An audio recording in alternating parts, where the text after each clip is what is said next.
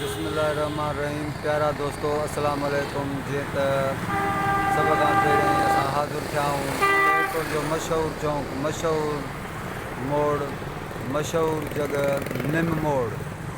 तमामु बहितरीनु मोड़ ऐं हिते हिकिड़ा तमामु क़दीमी तारीख़ी निम जो वण आहे, जंहिंजे हिसाब सां इहे निम मोड़ जो मोड़ मशहूरु आहे खैरपुर में। तो हलूं था निम मोड़ जे तरफ़ ऐं निम मोड़ जो मुआइनो कयूं था ऐं जेका नाले जा दोस्तनि सां शेयर कयूं था। सभ खां पहिरियों दोस्तो हिन वीडियो खे सभ खां घणो शेयर कंदा, लाइक कंदा ऐं तमामु ज़रूरी सब्सक्राइब कंदा। तव्हां सभिनी दोस्तनि जी महिरबानी थींदी। त हलूं था निम जे तरफ़ जिते निम मोड़ आहे। हे साम्हूं जेका वण ॾेखारिजे थो इहो निम आहे। इन निम मोड़, इन निम जे हवाले सां निम मोड़ असांजो मशहूरु आहे।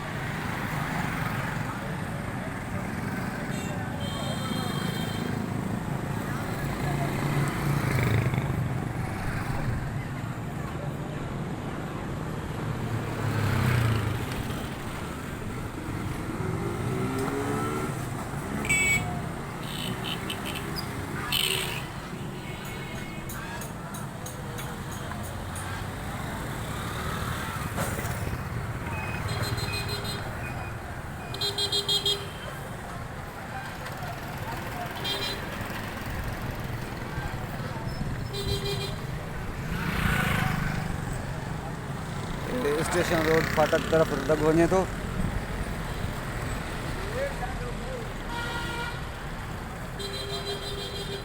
ऐं हे जेको दॿ आहे वरी सिविल हॉस्पिटल चांडिया मोड़ जे तरफ़ दॿ वञे पियो।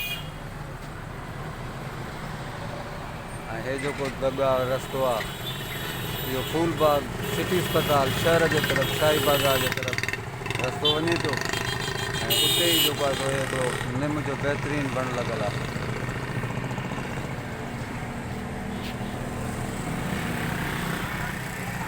जंहिंजे नाले सां हे निम वणु मशहूरु आहे।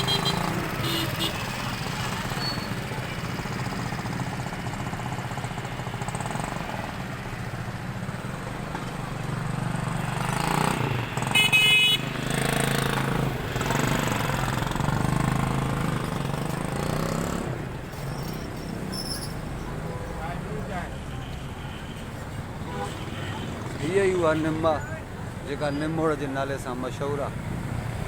तमामु क़दीमी ऐं तारीख़ी ऐं पुराणो वणु आहे।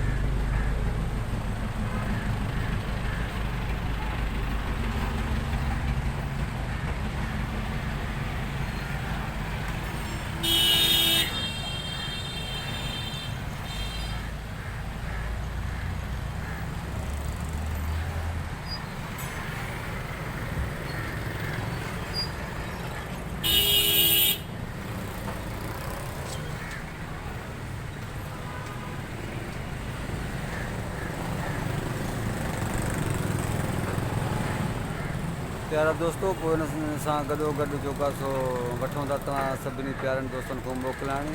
ऐं उन खां पहिरियों मां हिकु दफ़ो ॿीहर चवंदो हलां त हिन वीडियो खे, हिन चैनल खे सभ खां घणो सब्सक्राइब कंदा ऐं हिन वीडियो खे शेयर कंदा ऐं लाइक कंदा, तव्हां दोस्तनि जी महिरबानी थींदी।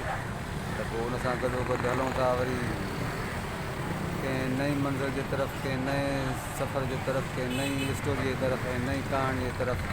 तेसीं ताईं पंहिंजे मनड़े फ़क़ीर मिस्रीअ खे ॾींदा इजाज़त। अस्सलाम वालेकुम। हक़ मौजूद।